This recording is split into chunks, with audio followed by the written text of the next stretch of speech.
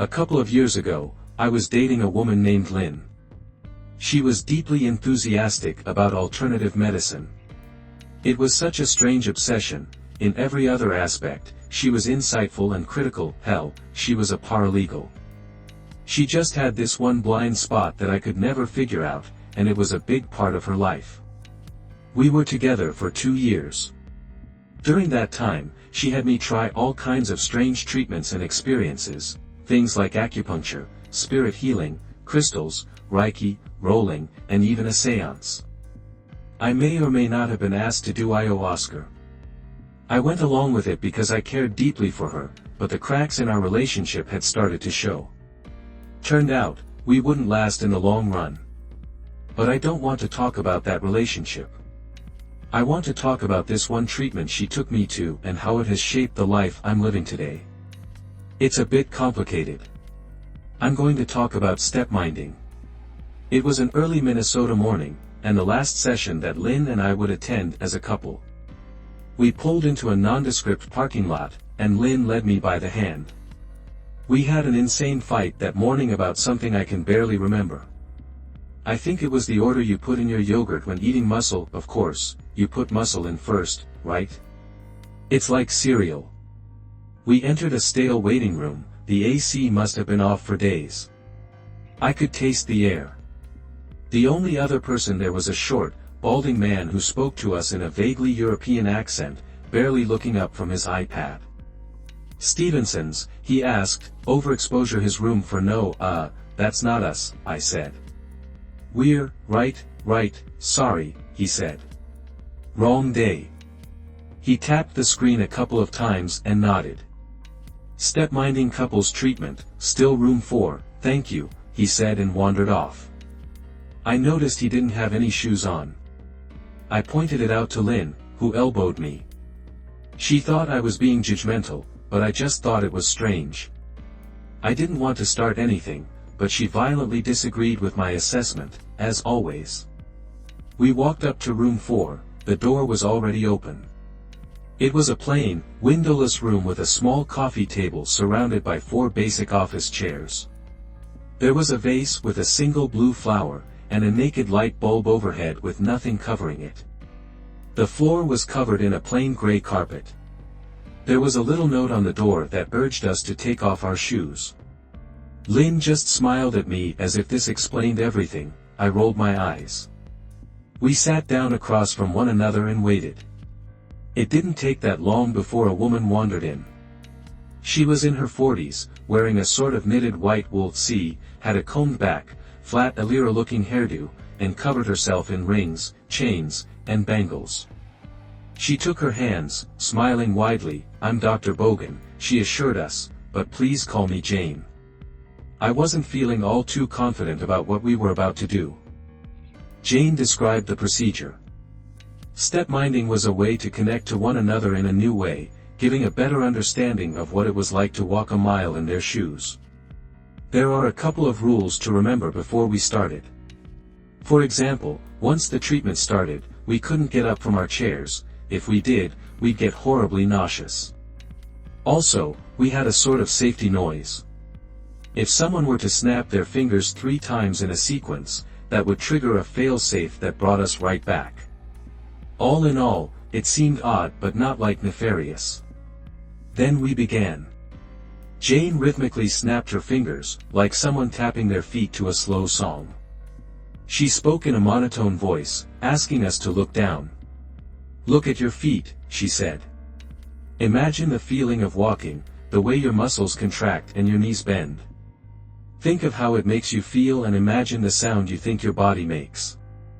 I don't remember the exact wording of what she told us next, but I remember how it made me feel.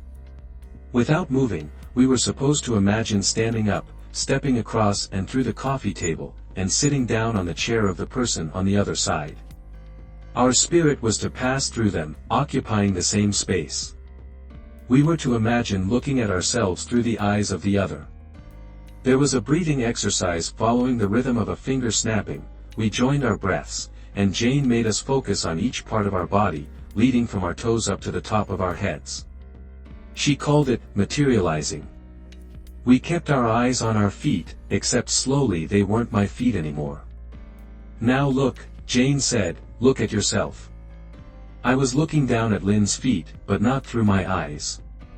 I have a hard time describing the first sensation of stepminding. Jane's fingers snapping stopped, and all of a sudden, I was looking up at, well, myself. I was sitting in Lynn's chair. I was, for all intents and purposes, experiencing the world as Lynn. I was Lynn. My hands were smaller, more delicate. I was colder, and my clothes were uncomfortable. Smell and taste felt different, and I had this gnawing hunger in the back of my stomach. My back ached, and I could feel my long hair reaching halfway down my back. I was Lynn. I can barely remember what I did. We talked and touched each other's hands, reassuring one another that we were actually experiencing this. Lynn was repeating the same thing over and over, "That's me," she said. "I'm looking at me.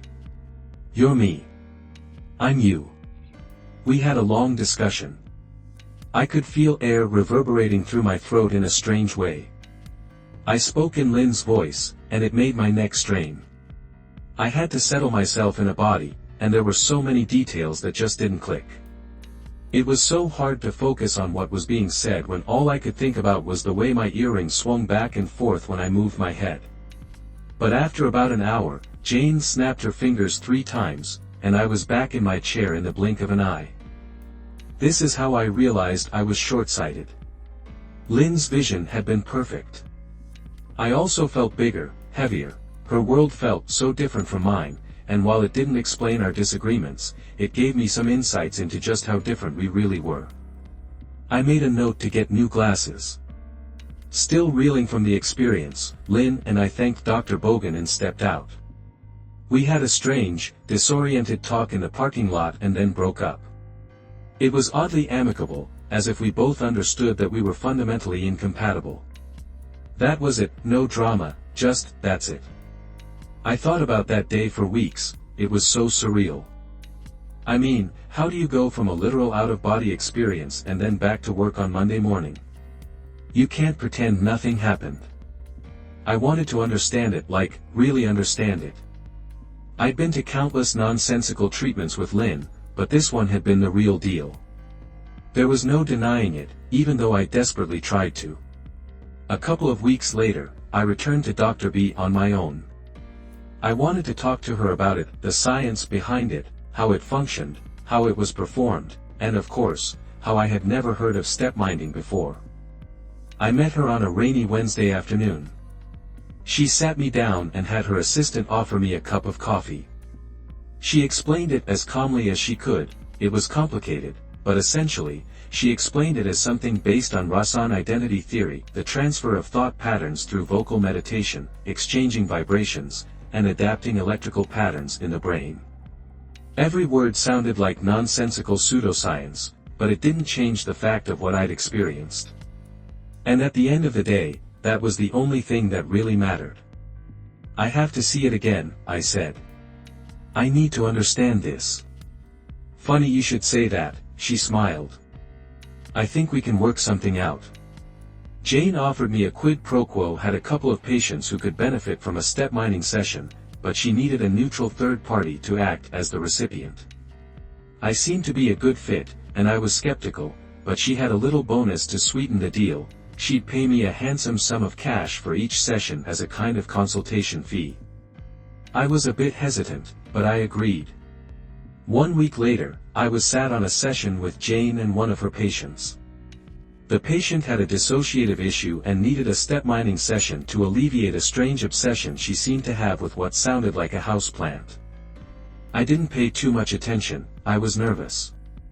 I couldn't figure out why. Maybe it was the thought that what I had experienced was real, and how that would force me to change the way I viewed the world. If a thing like stepminding exists, who's to say there aren't ghosts or wizards? So, I sat down with a stranger, and Jane started snapping her fingers. "Now look," she began, "look at yourself." Jane used the same words, the same sequence, the same rhythm. Stepping out of my body and into another, the difference was palpable. This time, Lynn had been calm and collected, but this woman was the opposite. Sitting in a body, my pulse was higher, my legs were shaking, and my breathing was shallow. I was physically exhausted but mentally wired, thoughts rushing 100 different ways at once, and I didn't even know why. A single second in that body, looking across my table back at myself, and I could tell they were a troubled person. I was to sit there for a while as Jane had a discussion with the other patient. Instinctively, I stood up to leave the room to give them privacy, but I had to sit back down. My head started spinning as all these unfamiliar muscles reacted to my input, and I couldn't get very far. Perhaps the sitting down rule was there for a good reason. I sat there, trying to calm down while the two of them had a discussion. I was asked to put on headphones for a bit, and I didn't mind, it was hard hearing anything through my pounding pulse anyway. As the session came to an end, Jane snapped her fingers, and I was back in my chair. My heart rate was slower, I wasn't shaking. I was nervous, but compared to the other patient, I was an obelisk of relaxation. For a moment, looking across the table, I could see her taking a deep breath. She was still shaking, but not as much as when we started. Perhaps that session gave her a new perspective on things. As the patient left, I got a moment to talk to Jane alone. I explained to her that if we had wheelchairs instead, the other patient could be rolled out during the session, that it would be more effective than using headphones. She really liked that idea and suggested we try it at the next session, which inadvertently answered my next question: there was going to be more sessions. I worked on and off with Dr. Bogan for a couple of months. I usually did about 3 to 5 sessions per month, netting me a bonus income of about $400 per session. Jane ended up getting 2 wheelchairs and having her assistant, Jonathan, wheel me out while she had a conversation with the other patient. I grew accustomed to it and started to enjoy the sensation. It's sort of a pleasant ego death. You feel more connected to the world. It was becoming a steady source of secondary income, taking an afternoon off to get paid for something that I ultimately enjoyed. Yeah, not a bad deal. Over the upcoming weeks, I got a couple more opportunities. I joined Jane on a couple of out-of-town sessions, meeting some clients she was following up on, mostly folks who needed privacy for one reason or another, folks with all kinds of strange afflictions. I could probably write a book about those people alone. Coming back home, Jane contacted me about doing a couple of sessions where she wasn't personally involved. I was also asked to be the guide a couple of times, seeing as how I'd stepped in so many times and could recite the guiding words by heart. The pay was more than double, so I agreed. I had 3 guiding sessions on my own, one with a hippie couple who wanted to experience a sort of intimacy, let's just leave it at that, another session with 2 brothers performing a trust exercise, and the third one was with a group of college kids who wanted to debunk the whole thing, and they left sort of bewildered. All in all, things were going well. Then I got a call about being a neutral third party. I was going to perform a switch with a patient, but this time Jane wasn't involved at all. The customer went straight to me. It was a group of people who contacted me. They described it as their dad having a disorder and they wanted to try stepminding to sort of reset him. They had arranged their own guide, so they just needed me as a neutral third party, someone who wouldn't freak out about the process, as it might take a couple of hours to get through to him. It would be my longest session yet, but the pay was good, and I tried a lot of things up until that point. I was ready. I met the client, Harold, at his home in southern St. Cloud, a big place with 3 floors, a gated property, both a pool and a tennis court, and modern architecture, complete with heated floor tiles. The guide for the evening was a cheery woman in her 40s, who gave off a bit of a college professor kind of vibe. Apart from the client himself, there was a group of 4 other people who seemed to be close relatives, and of course, there was Harold himself, the man I was supposed to work with. Harold was surprisingly upbeat. I couldn't see anything obviously wrong with him, which surprised me. From what I understood, he was in dire need of this treatment. He was a man in his early 60s but could easily pass for 50. Hell, the man had better teeth than me. I could tell he must have been a salesman at some point, you can tell by the smile. I was introduced to the others, who introduced themselves as friends and family. We hurried to the living room, where a space had been prepared. We were all seated as a group, and the guide had prepared everything, offering me a reassuring smile. She took her hands, something that Jane usually didn't do, and said, "I just want to make sure we're all feeling good about this. We good? We good?" I nodded, "And we're good." Harold agreed, and with that, the session was on.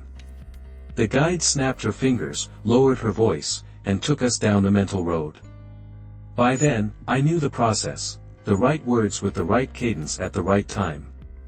I sank back in my chair, looking at my feet, and felt the world shift. After a while, my shoes looked different, they were nicer, and my pants fit me better. Slowly, I started to feel the reality of my borrowed body, the various aches and pains, the thinning hair, the wrinkles on my cheek. When I blinked, I aged about 30 years in a couple of minutes, and it would take some time adjusting. Looking up and seeing myself in the opposite chair, I got this anxious sting in my chest. The thought crossed my mind, what if I never returned? The guide excused herself and left. She'd done her job, the rest was up to Harold and his associates. But as soon as I heard the front door close, the air in the room shifted. Harold was sitting there, looking like me, stretching his arms. The others joined us, making a circle. One of Harold's associates, a young woman who introduced herself as Hope, spoke to both of us. She could easily have been his daughter. "How are you feeling?" she asked. "Everyone's okay, yeah," I nodded.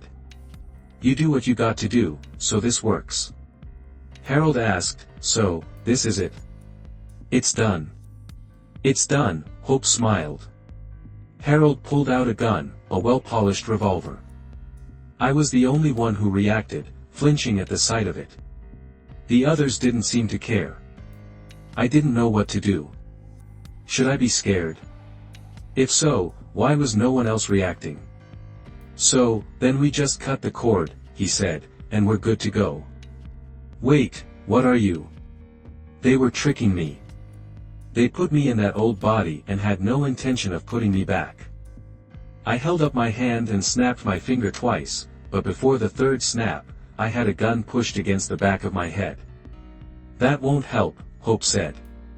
"We'll just kill you when you're you again." It's hard to describe what I felt in that moment. The fear was real, but there was also a longing to go back. Being out of your own body is like sleeping outside, you feel exposed and maladjusted. If you know it's for a while, it's not that bad, but if there's a chance you can't go back, it becomes terrifying, like getting lost in the woods. That's not even counting the primal terror you feel from having a gun pointed at you.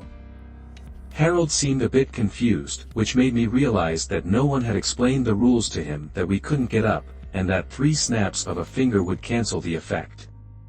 I got the impression that he thought this was somehow permanent. Looking at him, I could see a worry spread across his face. "My face, you said this was permanent," he said, looking at Hope. "It is," she replied, "as long as you don't do 3 finger snaps."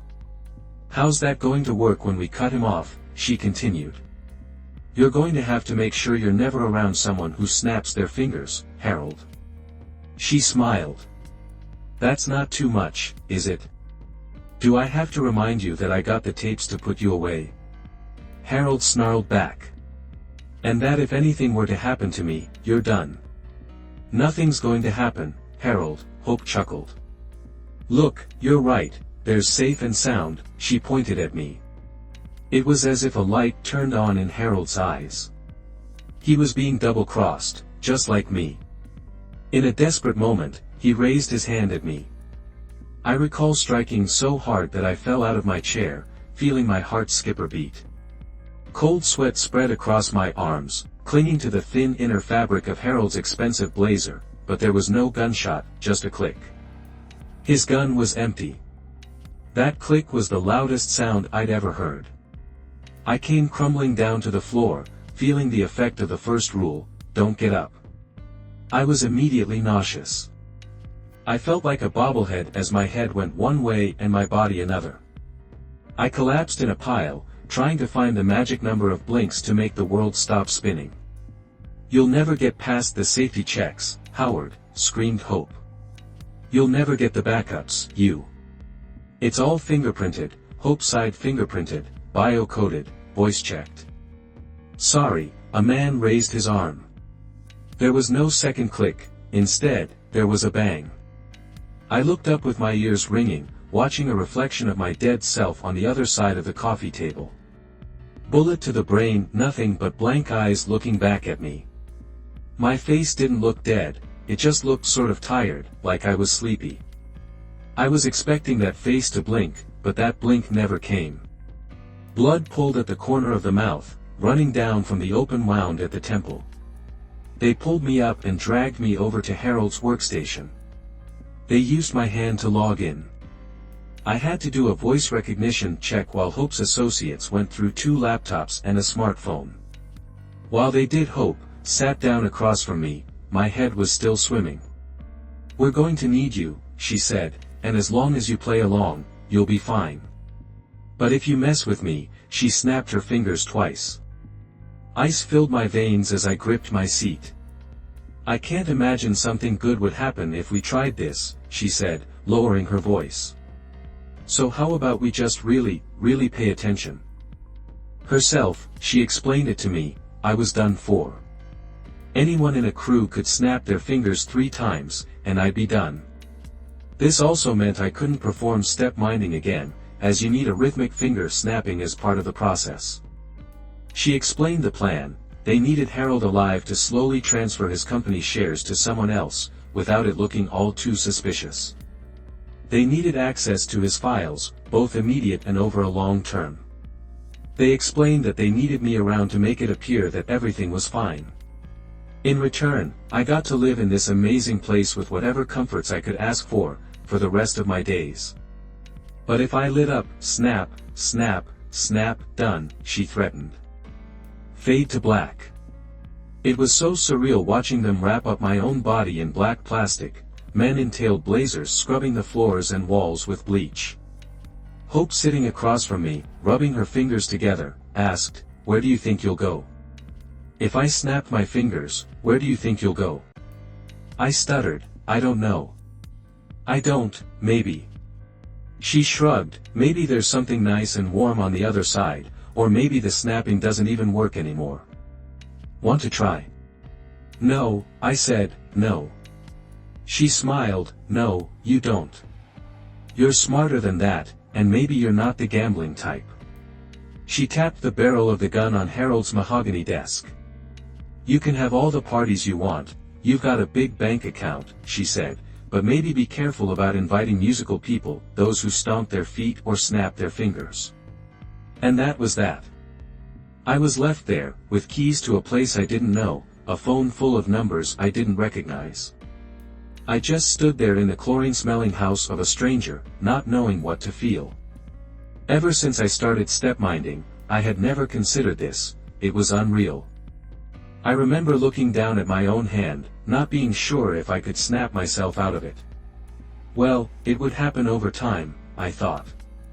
I got used to the nausea, and nowadays, it's gone. I can walk around like anyone else, but I have to avoid crowds. I can't risk hearing those 3 snaps. I watch videos with the sound off and subtitles on. I only watch movies after checking the soundtrack, making sure there are no snapping sounds in the songs. Radio is out of the question, you never know what you might hear. And even if you do, does it work hearing it through a TV or in a song? Would you risk it? I won't. I can't. I don't think I can ever adjust. I thought about contacting people from my old life, but I wouldn't know where to begin. How do you explain this? I have to be careful not to draw any attention to myself, or Hope and her cronies might return. And if they do, well, I don't know how far I could push my luck. I mean, I'm comfortable. Harold made close to 6 figures a month on passive income. I've learned most things about his life. He never married, he has no children, and most of his contacts are passing acquaintances at best. He was a lonely man, and now that's me. I spend most of my days considering my options.